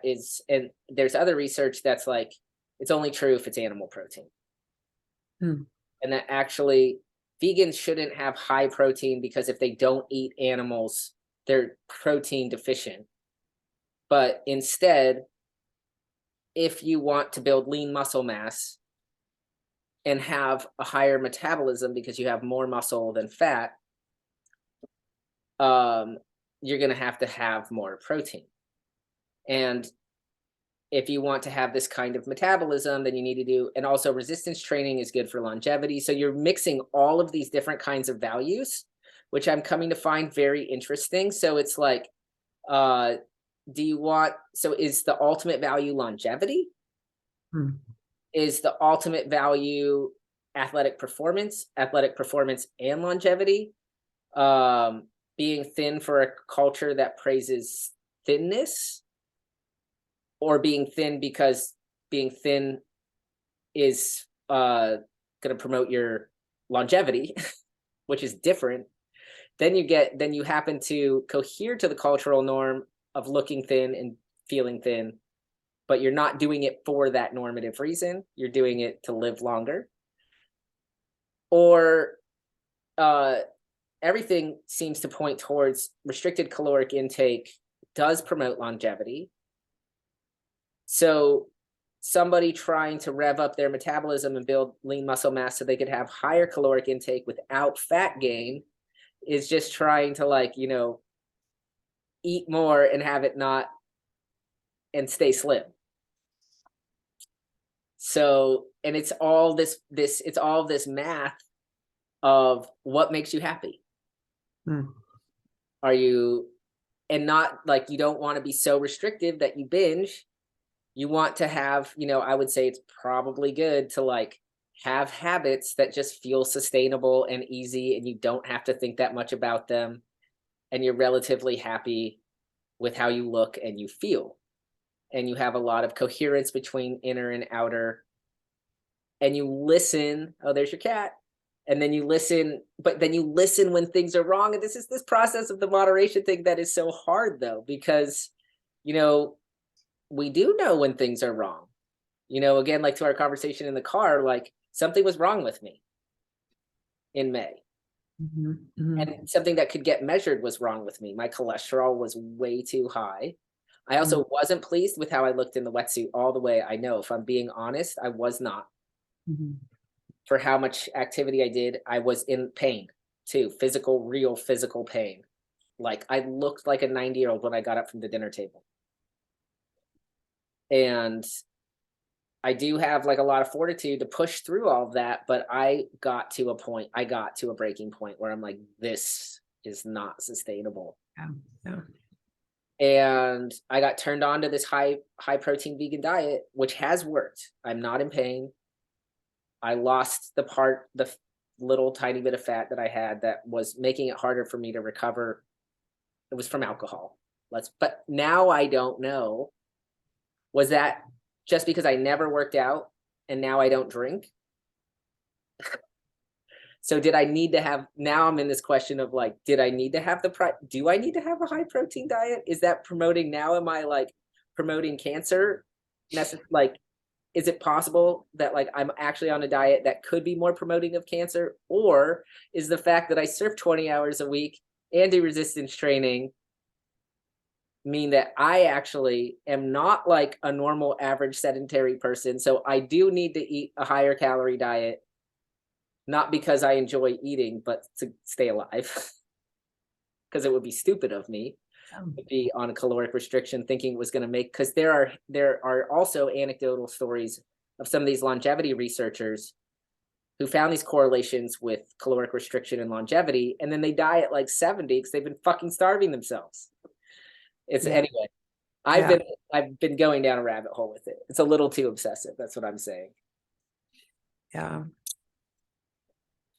Still fascinating, but finding the moderation is so hard because you're sifting between cultural norms, these outside memes, right? And how you feel inside. It's very, yeah. Yeah. I mean, in the van we were talking about, I was telling you about when I was vegan, and like I think like it didn't feel good to not eat enough food. Yeah. Like I was just like it was like probably a medical problem. Like it was like I was way too skinny to be healthy at all. And but I just had this value, like eating animals is not okay. And like the strength of that, and just being in a culture where that was encouraged, was enough to override this, basically my body being like, hey, we're not eating enough. This is not okay. Yeah. But yeah, and like I said, that was also the case when I was vegan the first time. But I had a different thing going on too, which was I my bachelor's degrees in religious studies, Mm. and I was reading about asceticism. Like the copy of Plato's Republic I have was when I was studying ascetics, and everything that is underlined has to do with ascetic practices in this text. Oh, interesting. So I was studying asceticism, and I was completely disillusioned by American Christian culture. And when I learned about the ascetics who followed Jesus and how they actually like, they weren't just these, I'm just going to be really blunt. They weren't these like fat, dopey people telling repressed people telling everybody what to do with their bodies. They were like, all right, this says imitate Jesus. I'm going to do it. I'm like, whoa, that's fucking awesome. Like, you're just putting your money where your mouth is. Like, you're going out on that pillar and you are not eating for 40 days. And I'm 18, and reading this stuff. And my mom had this book hanging around the house, Bragg's Miracle of Fasting. And I was like, oh, well, this coincides with also the stuff these ascetic guys are doing. So I ate only vegetables and water, and I fasted every Friday. And I felt high. Like, I didn't feel bad. It was maybe a little manic, but like I felt superior. I didn't use it for the best. I mean, now would I ever go back and like not have that experience in my life? No, it was so formative to who I am, and I've recovered. But and I just got like I was, probably to. I only did that for 3 whole months, but like it was probably to the level of like organ failure. Like I was, Oh it's my not God. it's not enough food for an 18-year-old. But I felt I felt superior because I could control something fully. Yeah. And I was so empty Mm. that like when I drank water, I could feel the water touch every organ in my body. And it felt amazing. And I looked around at my culture and I was like, none of you have the discipline to do this. Mm. Like this culture has too many choices and you're telling everybody what to do, and none of you can do a hard thing. You all want comfort, you all want these things to be easy. You think you're praying for people here, and like my thing too was like in this culture of abundance, like I actually wanted to feel what starvation felt like. Like I didn't want to like just like say nice things about starving people in Africa. Like I wanted to be like, I wanted to understand, I wanted to actually have the compassion of like feel what it felt like to be starving. Mm. Um to because but now I look at it differently. I look at it like the obese people in America are starving. Mm. They're stuffing their faces, but they're starving. They're getting no nutrients, and then they also have created this value around choice. This value similar that is said in the Republic, that they think that complete and utter disobedience to natural law, which is a very basic law of physics, if you eat more than you burn, you will get fat. And it really doesn't, if you don't want to eat animals, like, and there's just and it is true though, if you're vegan and you eat like a huge meal, a lot of times it's bulk, but there's not a lot of calories in it. So if you're a person whose basal metabolic rate is like, you know, let's say 2,300 calories just to keep your organs alive, and you're eating 800 a day, that's not enough. And so some of the stuff that like, and everything's like a double-edged sword with the technology. So the tracking devices can, on the one hand, promote disordered eating and anorexia, Mm. and they could also promote healthy eating, especially for somebody who either over or under eats. For me, playing with the tracking devices recently has been figuring out how to game them. Like they're like credit cards, also totally evil, but you have to figure out their, like, some things have inherent nomos. They have these laws of how they work. That's how they were programmed. And you have a couple of choices. Design a new, better one with better nomoi. That's a great option. Also, capitalism can reward you if you do a good job at it. Or figure out the algorithms that seem to promote homeostasis more. So like for me, I play with a bunch of different tracking devices. And so far, even though I haven't figured out this protein thing, which, like, I'm landing somewhere in the middle psychologically. I'm like, I probably don't need 144 grams a day. But like, I think I'm gonna finish this thing, the high protein diet, with the game changer. This is my game plan right now. Just because I'm on the thing, I consented to it. It's a year of my life. And then I'm probably going to experiment with a more low protein regime. Until then, I don't think a year of a high protein vegan diet is going to kill me. I think, yeah.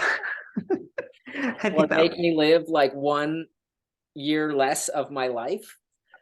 And I do think also looking at a lot of data, knowing yourself, like, it is very important. Like, every tracking device will ask you this one really important question when it's trying to give you, they don't want to promote disordered eating. They do want to get you to the right place. Like, I do think their heart is in a good place, except for they employ like every meme technology and game theory technology that you possibly have. But they ask you how active you are, and it makes a huge difference how you answer that question. If you are mostly sedentary, mostly active, or you have like extreme physical strain on a daily, weekly level, it makes a huge difference. It just does, of like what that number is that's going to spit out. And then this thing happens whenever you go on a thing like I did, where you lose a bunch of weight, and it's a high. So like for me to have weighed 153 pounds and to now weigh 138 pounds, like even when I saw the 145, like my first goal was 145. And I was like, that's reasonable. And then at 145, I was like, oh, I could, basically they had me on 2,100 calories a day for 3 months. So I just stayed with the thing that they like programmed for. They're like, eat that. And then after 3 months of 2,100 calories a day, I was at 136, 137. But there was a high to like just watching that number go down. And now I do not need to lose any more weight. But there's still a high, like when you plug in the things, it's like, for me, I finally figured out that like 130, to tell those devices to maintain a super athletic body at 138 pounds is the thing. Because nobody is one weight, right? You always toggle. But like now I don't have averse psychology to watching it go up and down. Because that's the number around, again, about moderation, right? This is like very numerical. I'm doing like Plato's magic math about my weight that I weigh on the scale, which is that when it goes down 2 pounds and up 2 pounds around 138 pounds, that average, it makes me feel good. I don't feel negative bad when it goes to 140. And I do feel slightly better when it goes to 136, but I also know by experience that that's not the place. I'm not toggling. If 136 was my average, that would mean I would be going between 134 and 138. And that's too thin. So it's unnecessary. It's just like not going to get, like, why? Like, that's not going to give me more pleasure or joy out of my life and my body or whatever. So anyway, it's been this part has been very fascinating. Protein question, again, aside, but the protein question will hinge upon whether I'm feeling as satisfied, whether I mean, to be really blunt, whether my bowels are working as well as they are now, whether I feel as satisfied, and whether I'm able to maintain the healthy weight range that I like by taking the protein, and whether the muscle definition and integrity stays the same with the lower protein. That's like at least my scientific approach to this. But also, I'm obsessed with it because my job's so physical, Yeah. and honestly, this has made me come to this realization about my values, which is I want to live a long time. Mm, Very weird thing to come to terms with. mm. I don't know about you. Have you thought about it? Oh yeah. My mom is very sick and has been for a while. And so I've yeah, like just being with her has been just this meditation on How old is she? let's see, she's now about 70. What year were you born? I was born in 77. Oh wow, you look young. I'm born in 1980, so you're only 3 years older than me. But I Yeah. thought you were maybe even younger than me. I don't know. But okay, so 77. So she had you. She was like 27 when no 25 when she had me. 25. Okay. 27. She was 27 when she had me. Okay. Yeah. But yeah, I mean, she's not. Anyways, I have thought about her a lot. And My dad's had 3 strokes. yeah. Yeah, I mean, you just see that and it's like there's the, how many years you live, and then there's what those years are like. And yeah. Yeah, that's what Sophia and I were talking about that too, where we talked about it the other day because I'm always processing the same thoughts over and over again. And she said, I always thought 100 was too long. Like if you're not, I was like, no, but I was like, but I want to surf when I'm 100. Like I want to surf until I die. Like I want to have I don't want to have a frail body. Like I want to Yeah. have a strong, supple. I'm never going to be pain free. I realize after 40, that's, but I have learned. I'm 42 and I still have pain. It's not that going vegan and doing workouts made all the pain go away, Mm. but I don't get cripplingly stuck in a position when I'm sitting at the dinner table. Yeah. That was something that was, I basically think it was kind of arthritic, and had to do with, and arthritis runs in my family, and it had to do, so if you're super arthritic as you age, that's really painful. Yeah. And that's not even a bad disease like cancer. Yeah.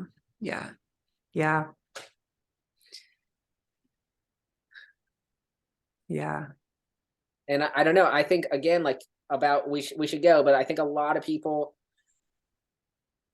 I mean, it's a really good question to ask yourself, just in having that longer time frame, even just when you're taking off on a wave and looking down the line to see what's coming helps you surf the wave better. Mm. Because you can have a bigger space to actually slow down and do the ratiocination process to be is this the best decision for me right now? Is this going to promote my flourishing? Yeah. I think that in order for us to flourish and to know what real joy, I mean, I think that's also very clear in this text is who is the person that knows what real joy is? All of these people say they are experiencing real joy and that you're depriving yourself if you're not behaving the way that they do. And it would be very difficult to convince such a person that who are you to tell me that eating these steaks is not making me truly happy. And I would totally take an early death to eat this steak right now. Well, that's good because you're probably going to do that. But I don't know. I think that's a lie. I think that's a lie that they're telling to themselves. They and they're not doing the process, it's actually a process of imagination and opening up of the vision, of turning the eye of the soul around and being willing not only to go up into the light out of the cave, but I think that it's really clear of the cave metaphor here is in this text is going back down into the cave after you've seen the light outside. Mm. That's the really hard part, because that's where we live. We live in the cave. And you could be a person, and it's hard to be a person who has seen the light, who has to exist in the cave. But you can use what you learned out there to help you exist better in the cave with all the people with their necks fettered, looking at the shadows dancing on the wall. And I think that's also why he says, like, for the most part, a rational actor, for the most part, a philosopher person is not going to want to rule. They're not going to want to be, they're not going to have a real strong desire to be a political leader. Right, because to really do it is rough. To really do it is corrupting for the most part, because you have to figure out how to best position yourself vis-a-vis not only your own desires, but the whole society. And the laws of our society and maintaining order and maintaining laws, international relations is a large part like making justice is like saying like who's good and who's bad, and like making huge metaphysical claims about the rightness of the current laws in place and how to uphold them and how to enforce them. And once you're in that territory, it's just a fucking dirt bag of corruption. Because those actors that just want stuff for their own gain, that view their own gain as true happiness, when it only makes themselves and everybody else more miserable, are the ones that have a lot of political power. Yeah. Well, I think we'll do again with some more people, because we can get into some more things with like the immortality stuff, the myth of and we've been talking about the tripartition of the soul, and he's brought it up a bunch of different times. But yeah, I think you're totally right though. It is a handbook for moderation. But not moderation, but moderation, the moving target moderation. Yeah, like not an averaging, but yeah. It's a seeking. Yeah. Yeah, it's a seeking after moderation and kind of testing. It's an empiricism. It's like a scientific quest for that moving target. I did find myself like really liking, I was like, oh, I like, actually, I did have a moment where the exact thought was like, I was like, I would never see myself as somebody who'd be like attracted to Socrates, but now I see it. I was like, somehow in this reading, I like found myself like slightly attracted to Socrates. I was like, I get it. I can't really explain the quality of it, but I did get it. I was like, I get now. He is able to like get all the young people like into him. Yeah. And part of it is that you're not supposed to. You're like, you're an ugly old snub-nosed homeless guy. You're so sweet and charming. Totally. Yeah. Awesome. Well, I'm gonna go. And by the way, I would just have to tell you, the thing that I took out of the oven was, I've been seeing these recipes on Instagram, and I put vegan Oreos in a blender with almond milk and baking powder and protein powder, and I bake these little Oreo cakes. Who knows? Oh my God. The jury is out, but like, I've seen this thing. I was like, why not? Like, once you grind them up, they are flour again. Sounds like a perfect travel snack. That's what it is. All right, Emma, that was a great one again. And Be well. See if you can get in the water before Costa Rica, but if not, we'll have an awesome time there. Okay, travel safe. Thank you. Bye. Bye.